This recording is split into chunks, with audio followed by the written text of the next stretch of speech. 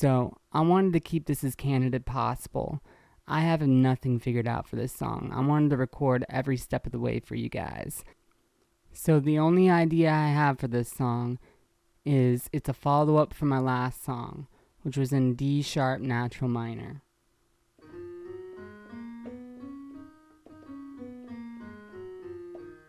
I also heavily use the pentatonic scale.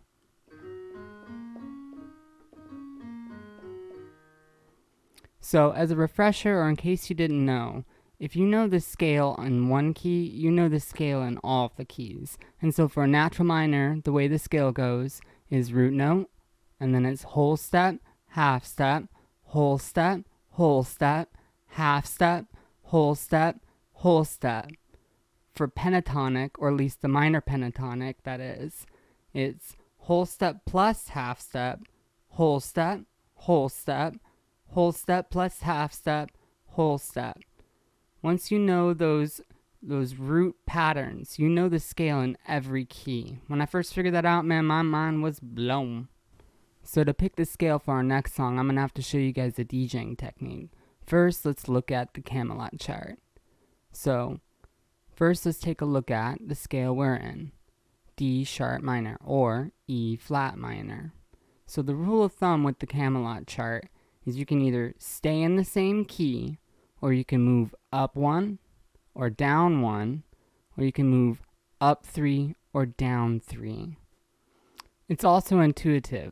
So basically, if you move up, you're moving up in energy. If you move down, you're moving down in energy. Now, all these rules I give you guys about music theory, remember, none of this stuff should ever be cement in your brain. Let your mind be creative. If you want to break rules, please, please break those rules. So now I'm going to take a sec to play on my piano, and you guys should as well, and figure out what scale you're going to play in.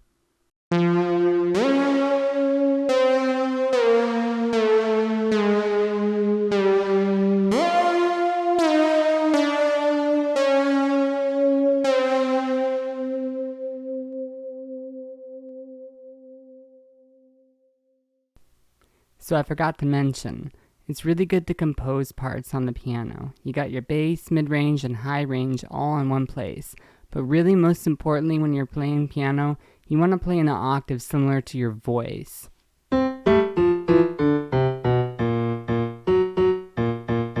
For me, that's my voice. Find an octave that's good for your voice, something that you could sing along with. So here's the part that I came up with.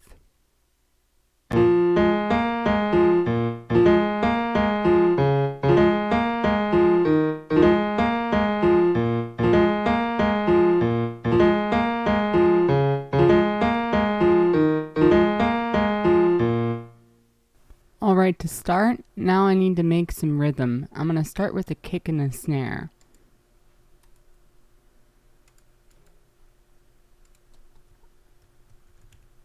I like to keep everything really organized, and I like to keep all of my drums in their own group.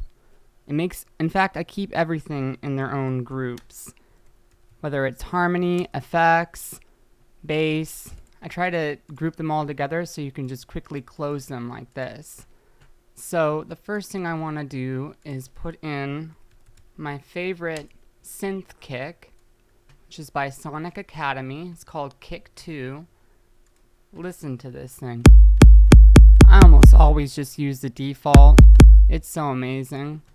So to get the drums writing, I want to use some of my MIDI I have already.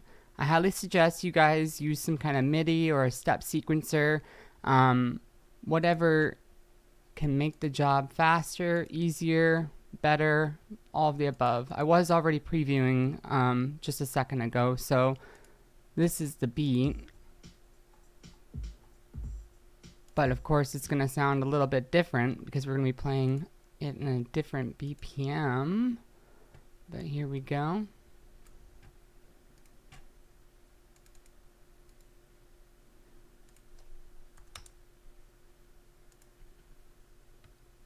Alright, so I'm doing a 16 bar section.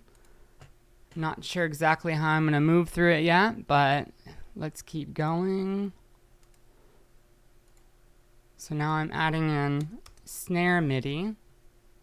Oops. Gotta do that again. In fact, we're probably gonna need something like that. That's one too many. All right.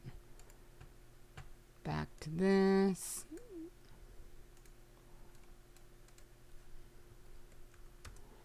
All right. And then I like to layer a lot of my drums. It's very important to layer your drums. And so we're gonna do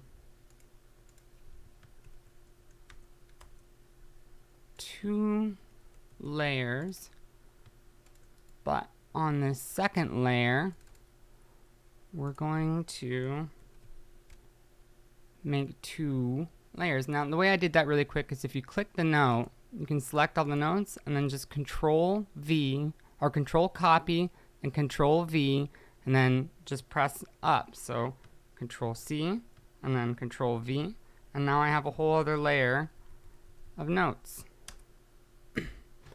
Alright, so let's put some sounds into these here, just a little bit more organizing really quick. So, I want a really synthetic sound. This is an electronic song, of course, and I'm looking for a funky, fast, synthetic intro. Now, I did open, let's see, how do I get to them? Oopsies. Here we go. So I did make a few presets for this tutorial, just messing around. And so I'm gonna try them out.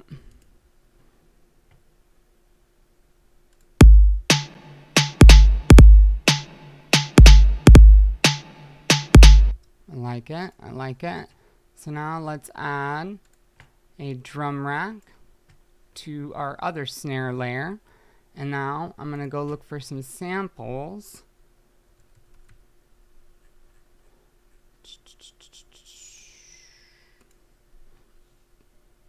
I love drum and bass samples.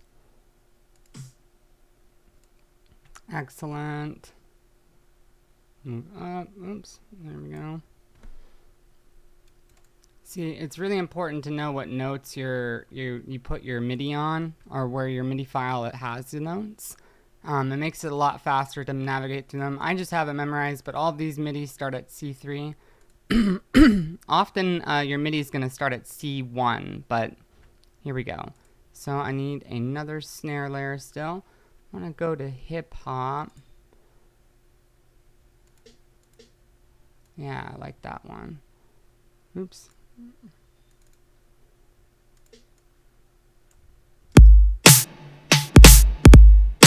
I like it. I like it. All right. Need some more MIDI. So we're gonna have to add hi-hats.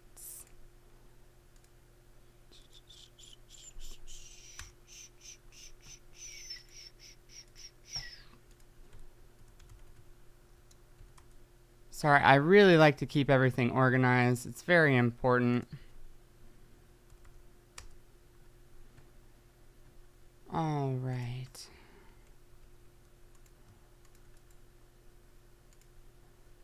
And so I made another preset in Serum. What am I doing?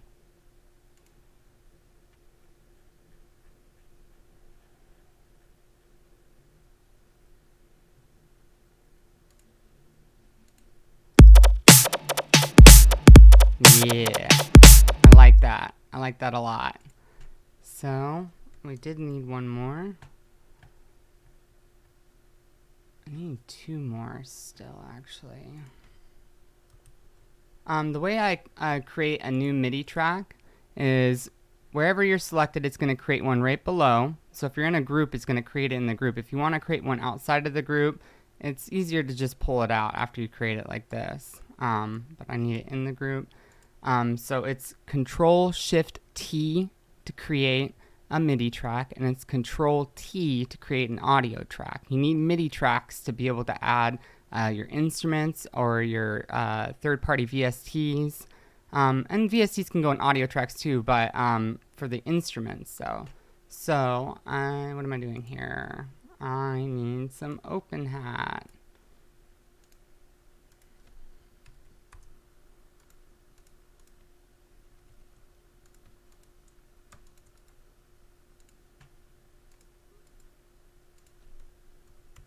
All right, let's see here. Get some more. Search open. In fact, I don't want this one.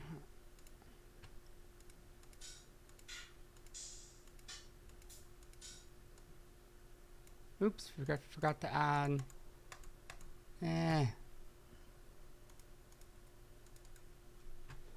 Forgot to add our drum rack.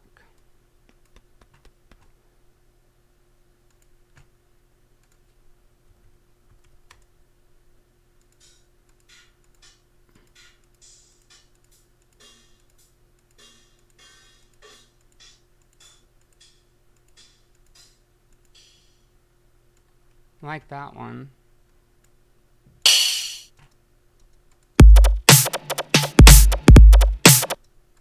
What do we got going on here?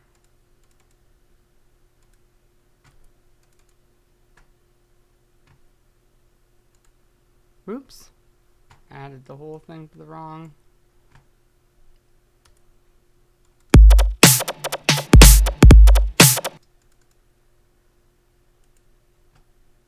What did I do wrong? Oh, Lord.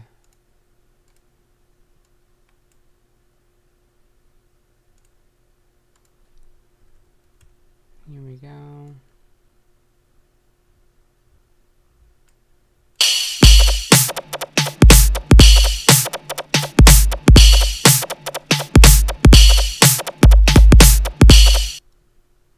I don't like it. Let's try something different. Let's try that drum bass house one. Kind of like that. We're gonna add a little bit of mix up to it.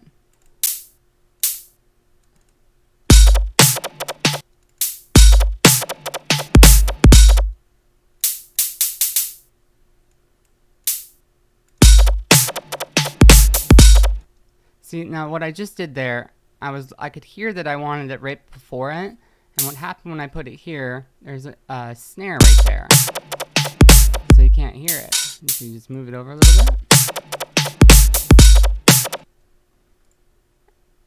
All right.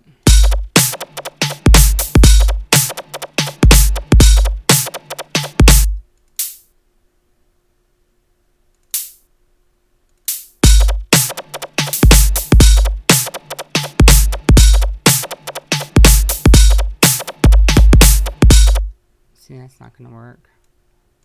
It goes on the snare again. Let's try it this way. See, I don't want that one there. Let's try it there. There we go.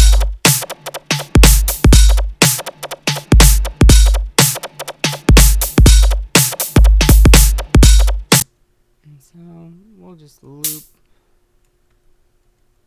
that section. So when you have notes that don't start right at the beginning and you want to copy and duplicate them, make sure you use the selection tool, and it will get all the way over to the left here where there are no notes, and it will copy it over so everything aligns correctly. And then we're just going to duplicate this. Consolidate.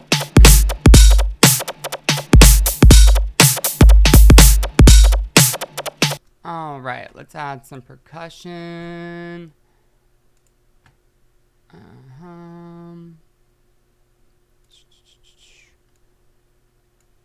Last little thing I made for this beat.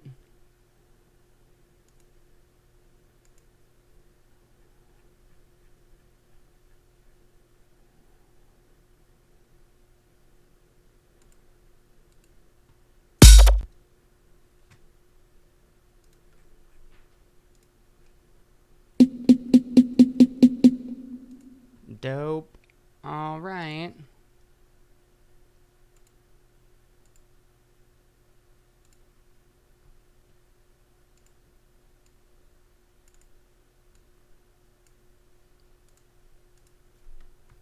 Almost there.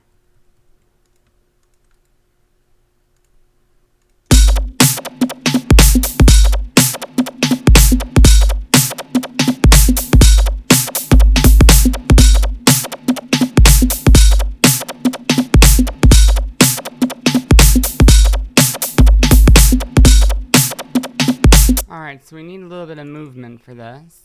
And so I'm going to do it with the kick. Kick is a great way to add movement. So the way each section starts, every 4 bars starts with 1 kick in the beginning. So instead of just 1, I'm going to slowly count up.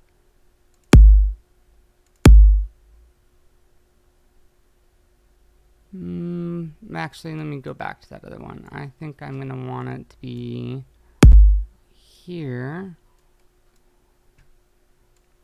And I want you to be here, but then I want you right there. See, these are on the quarter marks, but this one is a little bit delayed, a little bit of a step to it. And then the 4th one, I'm gonna sync up again. Alright, let's take a listen.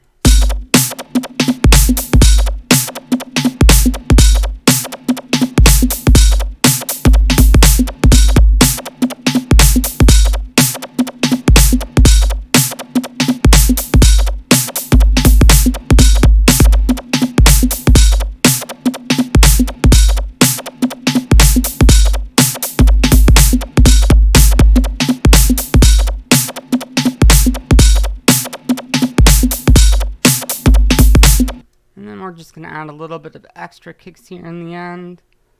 Do another delay.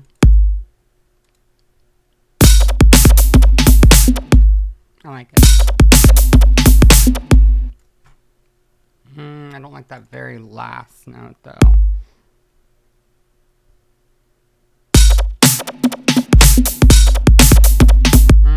Almost right.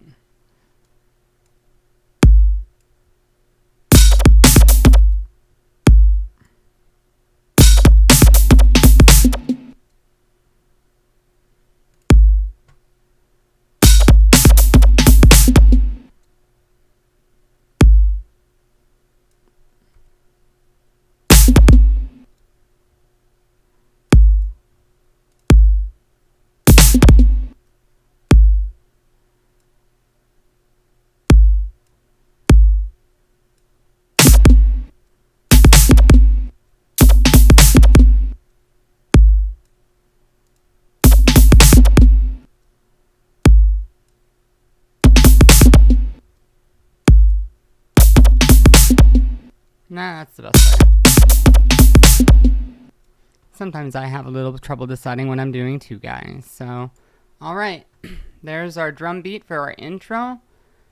And so, here we go. Let's move on to the next step.